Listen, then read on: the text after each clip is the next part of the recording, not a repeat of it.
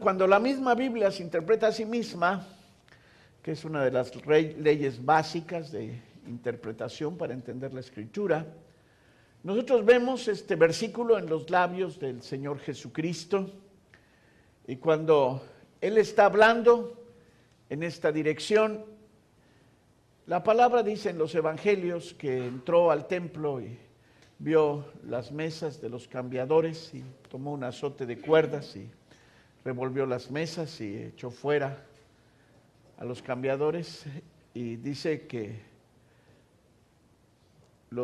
cuando él hizo eso, bueno, el Señor dice, porque escrito está, mi casa, casa de oración, será llamada. Y entonces dice que los discípulos se acordaron de que estaba escrito, el celo de tu casa me comió. Y he querido recordarlo porque cuando vemos en la palabra de Dios la interpretación de algunos pasajes, sabemos, en especial en algunas cosas proféticas, hay un cumplimiento inmediato y hay un cumplimiento mediato. Cuando el Señor está tomando primeramente este versículo, está viendo un limpiar, un purificar la casa que iba a ser tipo de su iglesia. Todos sabemos, especialmente, que la iglesia es la casa de Dios, el lugar donde Él ha querido morar. Y aquí, ahorita quiero mencionar esto. Generalmente se pone mucha presión en las iglesias cristianas en un propósito de la iglesia. Y el propósito que ellos ponen es el propósito de propagación. Ganar almas, traerlas a los pies de Cristo, que les sea ministrada la vida que Él da. Es una situación general. De hecho, yo creo que muchos, o la gran mayoría, no han logrado vislumbrar que hay otro propósito, y es obvio. Cuando el Señor ordenó el tabernáculo, dijo que harían el tabernáculo para que Él tuviera morada entre ellos. La iglesia tiene un propósito especial. No solo es la salvación de las almas, tiene un propósito de edificación para que Dios more. Y yo quiero que se den cuenta allí que ya mencioné algunas cosas, que hay una diferencia entre el propósito de edificación y el propósito de propagación. Ahora, con nada de lo que yo quiera o que vaya a decir quiero significar que no sea importante ganar las almas, hermanos. En ninguna forma. Es nuestro privilegio como cristianos y como siervos de Dios, cualesquiera que sea nuestro ministerio, el poder traer a la gente a los pies de Cristo. Pero es bien importante, y sobre todo quiero hablar con los pastores, que quites de tu corazón que el único trabajo que tienes que hacer es ir a ganar las almas. El trabajo del pastor es un trabajo diferente al del evangelista. Y en el ministerio quíntuple, cada uno de ellos tiene su faceta para hacer diferentes cosas, que van a converger en que la iglesia sea edificada. Ahora, es bien importante porque eso quiere decir, para que las cosas sean edificadas, que vas a tener que pasar mucho tiempo con los que Dios te haya dado piedra sobre piedra por piedra para trabajar, para que puedan ser colocados en la estructura de la edificación de Dios. La casa de Dios no son los lugares físicos que están hechos de piedras muertas. Dios se está haciendo casa, decía un corito antiguo, de piedras vivas. Y es importante que el pastor enseñe a las piedras vivas cuál es su lugar, cuáles son las características que Dios les dio y cómo puede interactuar o ser puesto dentro de la estructura primero de la casa local de Dios, para que un día vengan a ser parte de la iglesia general, o mejor aún, de la iglesia vencedora. Tristemente, hermanos, creo que mucha cristiandad no ha sido edificada. Han sido nacidos de nuevo, pero están esparcidos. Y yo no creo, hermanos, que ellos vengan a ser parte de la iglesia que es la esposa del Cordero. En alguna manera singular, y no sé qué fue lo que pasó, pero me he dado cuenta que ustedes son una nación que tiene algo que Dios les dio y tienen un palpitar por la esposa del Cordero. Iba yo pasando por alguna de las calles y vi una de las diferentes iglesias, ya vi que tienen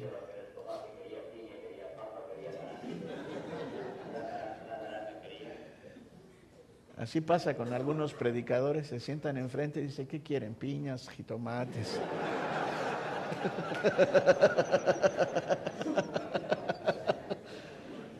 Pero una vez que le anuncian y uno se acerca, le dicen, vale tanto. Ay, hermano. Bueno, luego, alguna oportunidad les voy a decir qué es lo que yo pienso. Pues de una vez les digo, al fin siento que es del Señor. Hermanos, el privilegio del Evangelio y una de las señales de la verdadera iglesia es que no es como Babilonia, que todo lo vende. La iglesia no se edifica con dinero, hermanos. Perdónenme que se los diga así. Acabo de tener una conferencia en Estados Unidos y un varón que tiene una iglesia ya de cierto número en Chicago me fue a decir, hermano, pues los padres de la fe en Estados Unidos y en Latinoamérica que despertó Dios para enseñarnos muchas cosas ya, o ya se fueron con el Señor, ya se murieron, o ya están tan viejitos que ya no. Me dijo, usted quedó de los que lo conoció y de los que yo conozco y yo quiero que venga a ayudarme a Chicago a hacer que la iglesia crezca y podamos edificar. Dice, porque pues este país tiene mucho y si ponemos muchas gentes juntas vamos a tener mucho para enviar al mundo. Y cuando uno lo ve desde el punto de vista razonable, yo dije, pues parece bien, pero les voy a decir, yo aprendí de una mujer que Dios utilizó muchísimo en Centroamérica. Una vez me dijo mi madre espiritual, Margarita Herman, me dijo, Dios no necesita de la televisión, no necesita del radio, Dios no necesita de dinero. Dios necesita que sus siervos, sus vasos estén llenos de Espíritu Santo. Y vamos a voltear al mundo. Cuando ves a algunos merolicos en la televisión de que envíe dinero para que la obra de Dios siga, pues no sé de qué Dios hablan, no es el mío. Mi Dios no necesita del dinero de ningún humano, ni de ningún apóstata fraudulento, hijo de Babilonia. Perdón que en eso sea duro, hermanos, pero así lo soy. El privilegio de la iglesia es que debe de ser edificada por fe. Ya casi empiezo en lo sistemático, pero luego de que te diga lo que yo considero vital, ya estamos casi allí. Vamos a entrar en 3 cosas que son fundamentales para la iglesia. Una de ellas es fe. Pero siguiendo en lo que estamos aquí, Ese fue un asunto comercial porque pasó el de los jitomates y las piñas.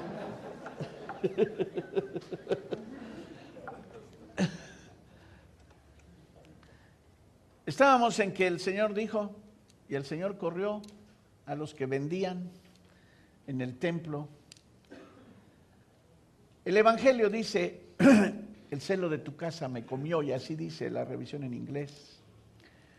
Pero tenemos una bendita traducción, si ustedes se fijan en la revisión 9 de la Cipriano de Valera, va a utilizar una palabra diferente a me comió.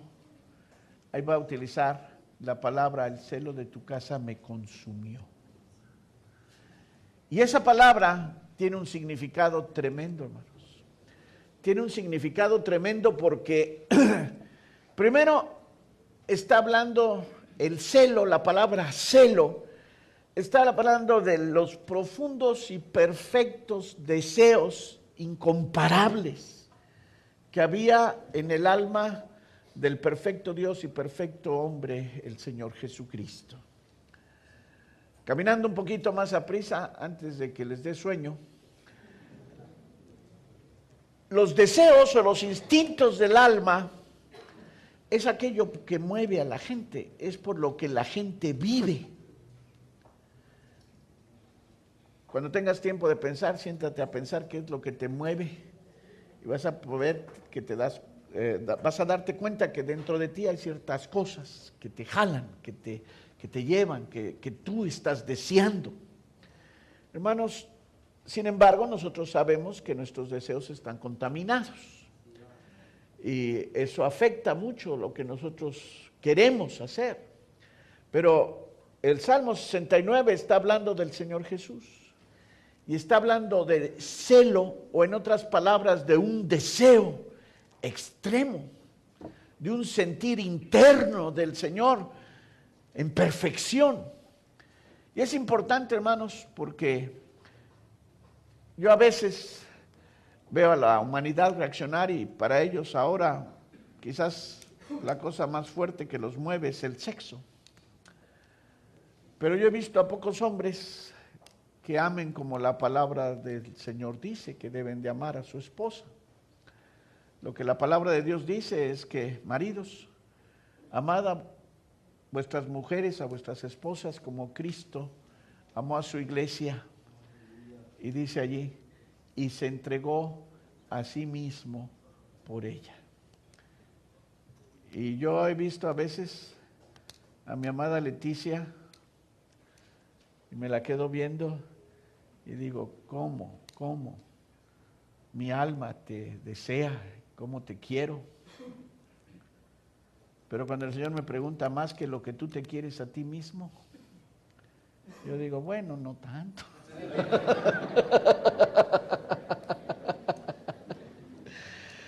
Yo sé que ustedes son latinos y estaban esperando que yo me le declarara ahorita. Hermanos, yo la quiero. Indudablemente la quiero muchísimo. Pero ¿te das cuenta? ¿Estarías dispuesto a dar tu vida por tu esposa? Un día Dios me llevó por una experiencia y luego te la voy a platicar. Pero Cristo amó a su iglesia, la deseó con tal intensidad, que es mucho más allá, va mucho más lejos que lo que la mayor parte de la gente y aún de los cristianos aman a su esposa.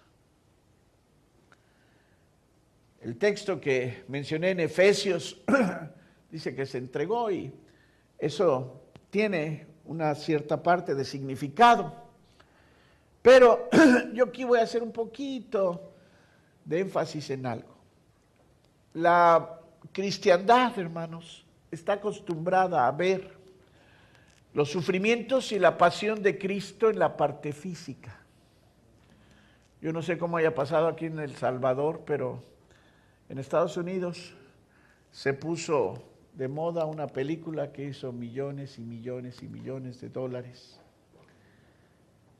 Y una cosa que me llamó la atención es que encontré a un hermano y me dijo, hermano, qué bonita película. Y le dije, sí, hermano, ¿por qué le parece bonita la película? Y me dice, ay, hermano, es que uno ve cuánto sufrió el Señor y eso lo enternece a uno, que lo pone a llorar. Dice, la cosa es tan bonita, dice, que yo conozco un pastor que compró boletos para toda su iglesia y el domingo se la llevó a ver para que su iglesia subiera. Yo espero que no los hayan llevado al cine aquí.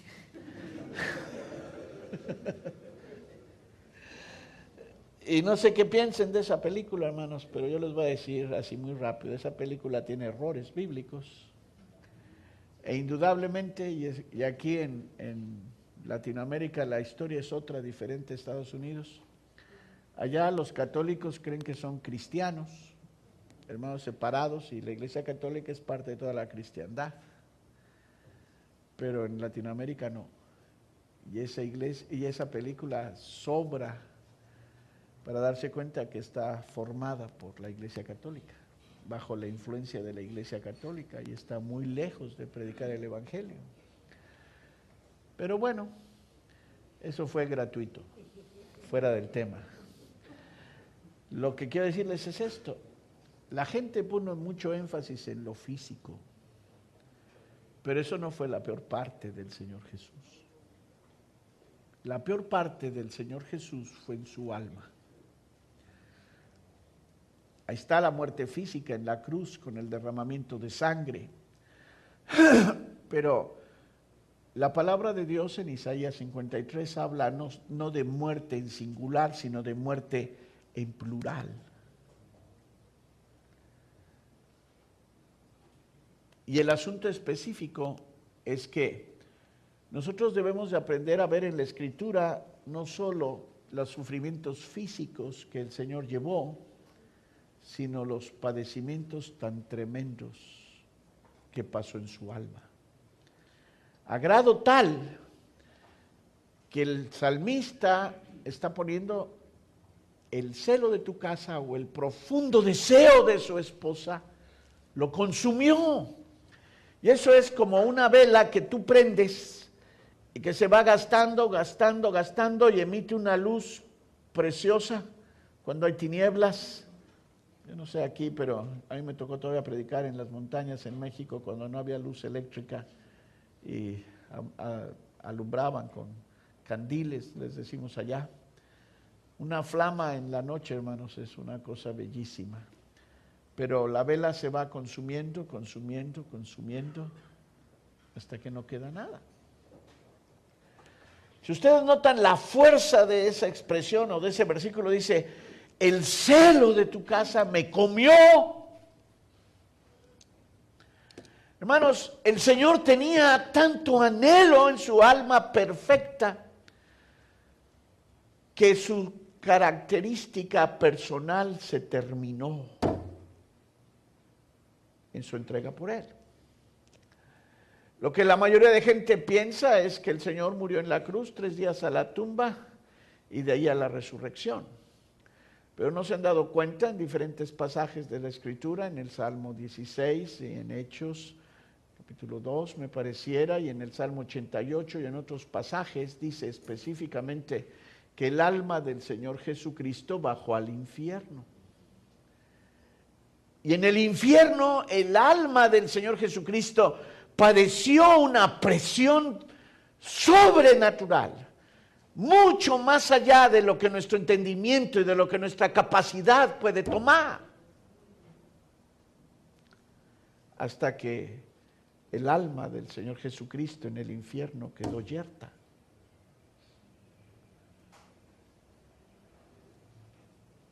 Esto es una pequeña indicación de lo que debería de pasar en nosotros.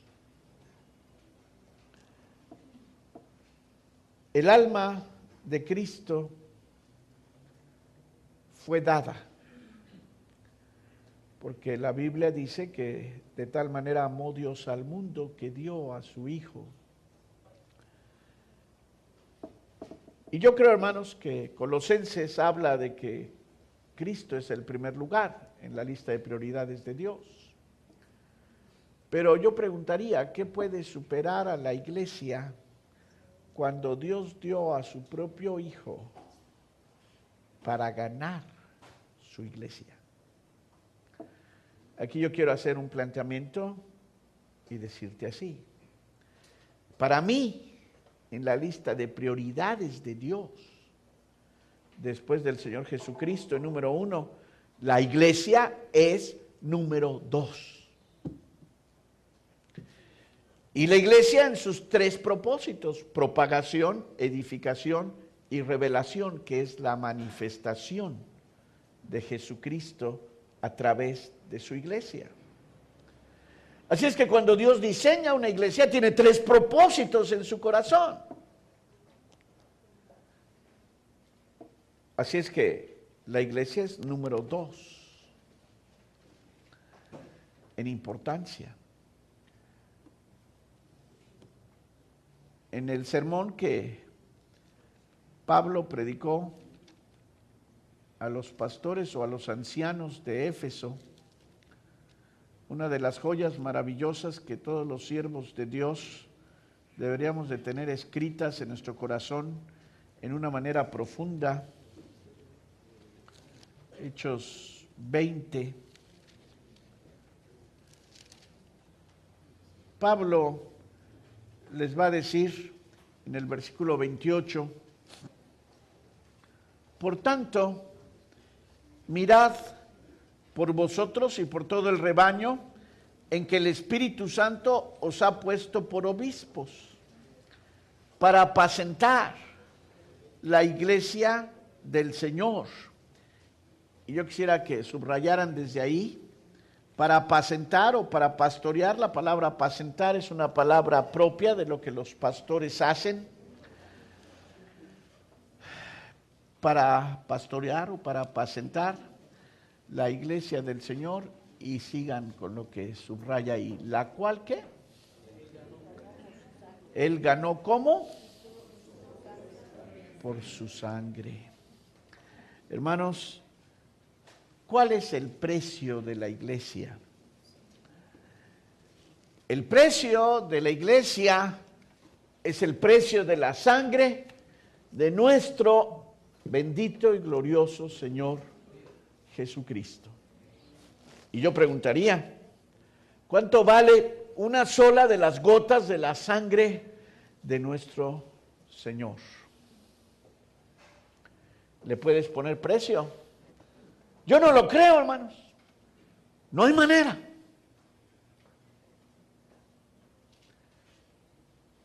Y yo creo que no solo fue una gota lo que Él dio.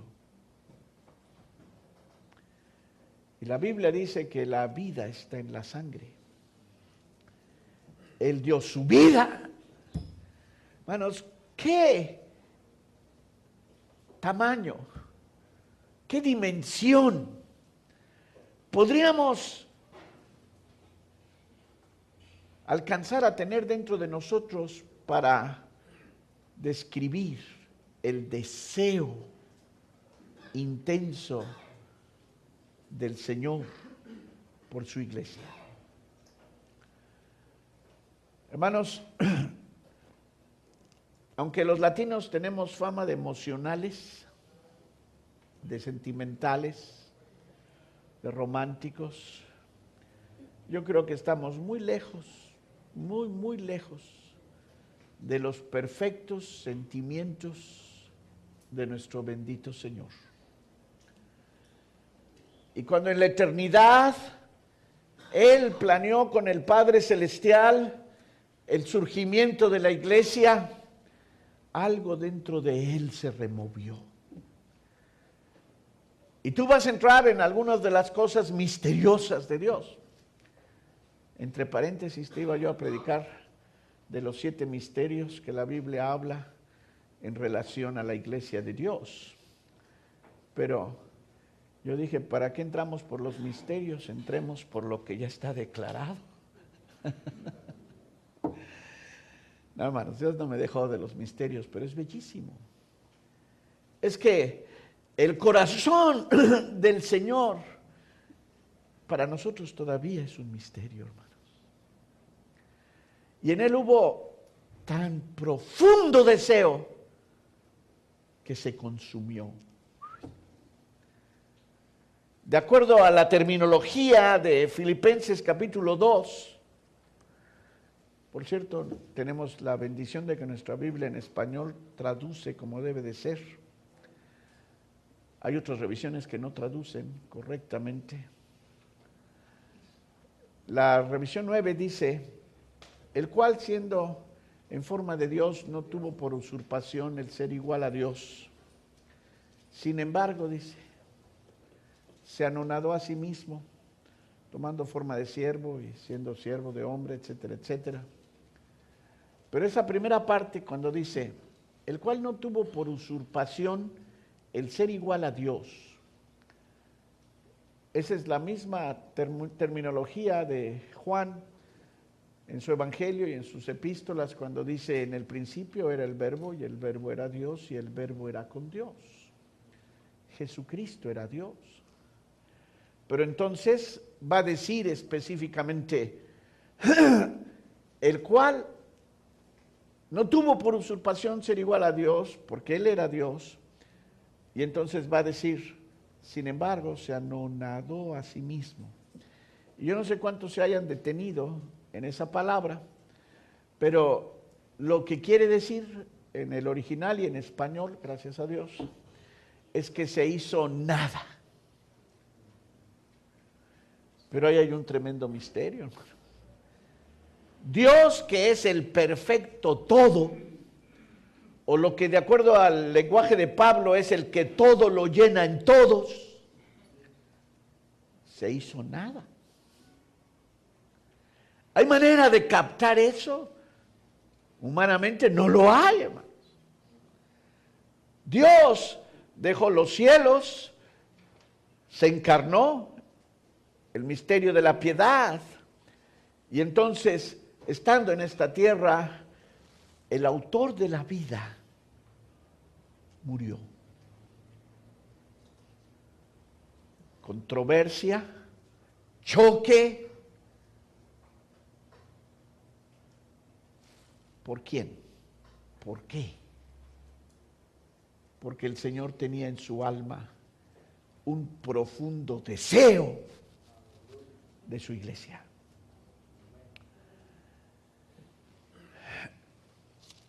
Yo no creo, hermanos, que Dios gaste palabras en vano y toda proporción guardada. Yo te quiero dar algo muy sencillito en esta mañana. Créeme, es extraordinariamente simple, pero lo he visto una y otra vez en mi vida y en la vida de muchos siervos de Dios. ¿Qué es esto? Una vez mi padre espiritual escribió de 4 cosas que se necesitan para edificar una iglesia. Pero voy a decirte de una nada más de ellas. Él me dijo, necesitas el amor de Dios. Y hay muchas cosas que se pueden idealizar o teorizar en esa frase. Pero yo dije que te quiero decir algo muy simple.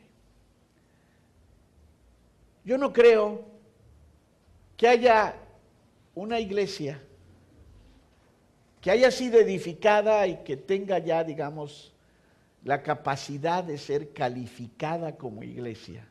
Ya me referí, no grupos de gentes, sino alguna que pueda ser calificada como iglesia, que habla de diferentes cosas que trataré de explicar.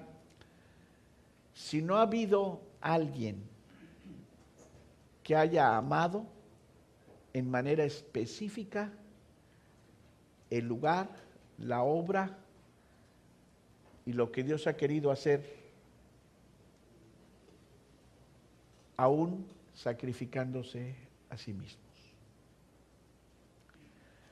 Yo creo, hermanos, que a veces nos vamos con el mundo y nos volvemos profesionales del púlpito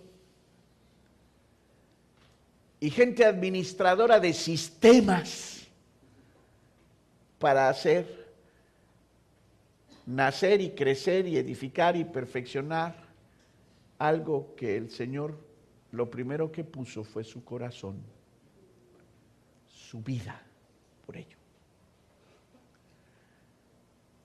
Te quiero decir, a veces lo que yo he oído que sufren los siervos de Dios,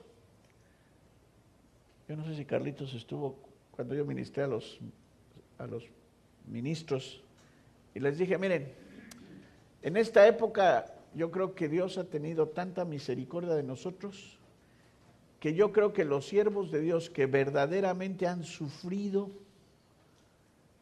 por la iglesia, por el Señor, son muy pocos.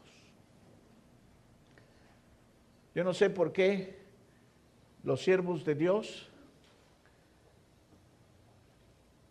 siempre comen.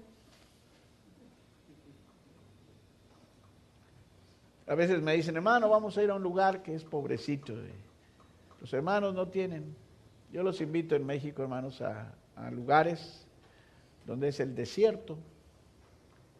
Si tú vas como predicador, siempre te dan pollito, carnita, matan la gallinita, matan el guajolote, pavo, chompipe, o como le dicen aquí. Te dan caldito. Siempre hay que comer. Siempre. Yo cuando tenga que predicar, ya en manera personal del ministerio, les voy a predicar a los siervos de Dios del peligro de la buena mesa.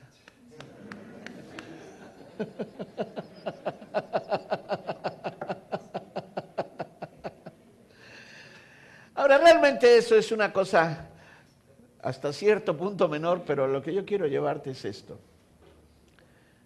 Gente que de veras sufra por el evangelio, por el ministerio y por las iglesias, hay muy poca. Dios es tan bueno, hermanos. Dios es tan grande. Que te voy a decir, la mayor parte de ministros, Dios les ayuda en multitud de cosas, aunque no anden como debieran de andar. Pero he estado haciendo énfasis en ese punto para decirte algo. Si tú quieres edificar, y ahorita ya va así, facilito, una iglesia, tienes que tener el deseo, el alma, el anhelo que esa obra se levante. En cada iglesia verdadera hay cierta gente que ha estado dispuesta a sacrificar su vida, su tiempo, su capacidad, su dinero, para que la iglesia pueda ser levantada. La iglesia, hermanos, está llena de mucha gente flotante y de muy pocas gentes que son la estructura ósea, las calacas, como decía anoche o hoy el hermano Carlitos. Los huesos de una iglesia va a estar constituidos por gente que dentro de sí tienen pasión por el Señor y por ver su obra levantada. Yo conozco muchos siervos, por decirles de alguna manera, que son muy inteligentes, que son muy carismáticos, que son muy capaces, habilidosos, pero que les falta algo. O como dicen en México, son como el carrizo, están huecos. Les falta el corazón. Y yo he querido llegar aquí en esta mañana para empezar. Yo no he querido decirte cómo vas a hacer una iglesia grandototota. No sé qué cosa o qué número sea para ti grandota. A mí la verdad el número no me importa. 10 o 20 o 100 o 1000 o los que sean. Cuando aprendas a hacer como una vez el profeta vino y le dijo a David, después de que cometió el error con Batseba, el profeta vino y le dijo, había un hombre rico que tenía muchos campos y tenía muchas ovejas. Y había un hombre pobre que tenía solo una, pero comía de su plato y dormía a su lado y la cargaba en sus brazos. Y vino uno de camino y el hombre rico le quiso atender y tomó la oveja del hombre pobre. Y David, que había sido pastor, se volteó y le dijo, ese hombre merece morir.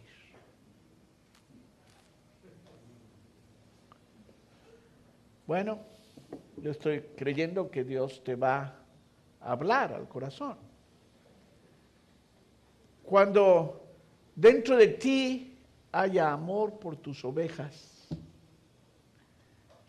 cuando tú estés dispuesto a que coman de tu plato, cuando tú estés dispuesto a perder tu descanso, porque ellas reposen, tú tienes donde empezar.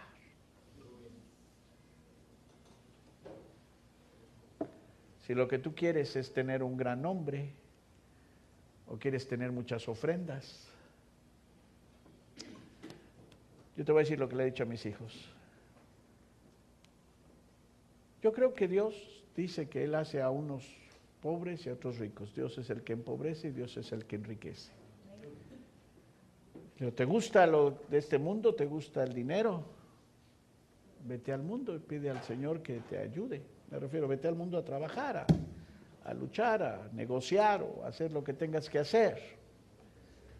Les dije, cuando ellos entraron a su universidad, los tres ahorita acabaron su carrera, les dije, yo nada más te exijo, le dije, que hagas carrera antes del ministerio, porque tristemente los púlpitos están llenos de profesionales, de gente que tienen la piedad como fuente de ganancia, pero que su corazón no está por la iglesia.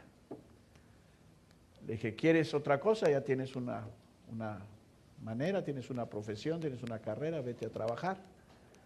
Y en las maneras de Dios, Dios te ayude y produce lo que esta tierra produce. Pero si Dios te ha llamado, hermano, tiene que haber un deseo.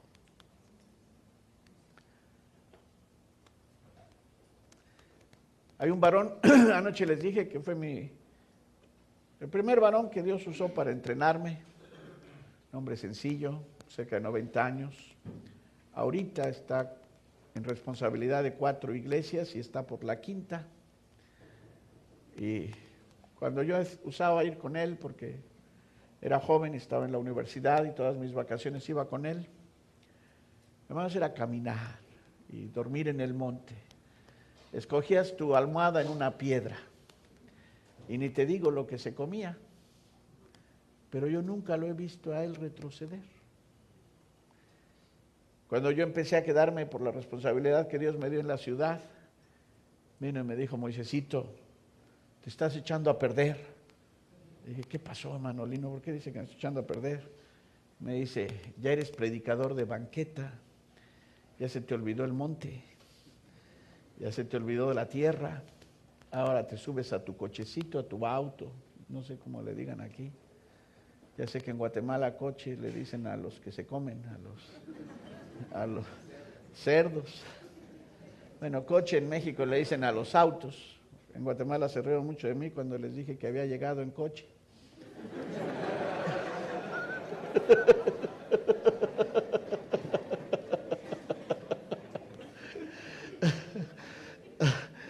Pero el hermano me dijo, vente acá, vente a levantar. Le dije, hermano, Hermanos, a mí me impresiona ese hombre. Yo lo he visto empezar de cero. Pero hay un anhelo, hermanos, de ver la obra de Dios. Ahorita está viejito y no para. Dice, ven, ayúdame. Y cuando han pasado cosas, algunos de su iglesia, lo he visto llorar, hermanos. Llorar. Y te voy a decir algo, con toda intención. Ese varón, lo que estudió fue segundo año de primaria, o no sé cómo le digan aquí, elemental. Aprendió a leer y a escribir, eso fue todo. Yo quisiera que lo oyeras algún día predicar. Parece ametralladora escupetextos.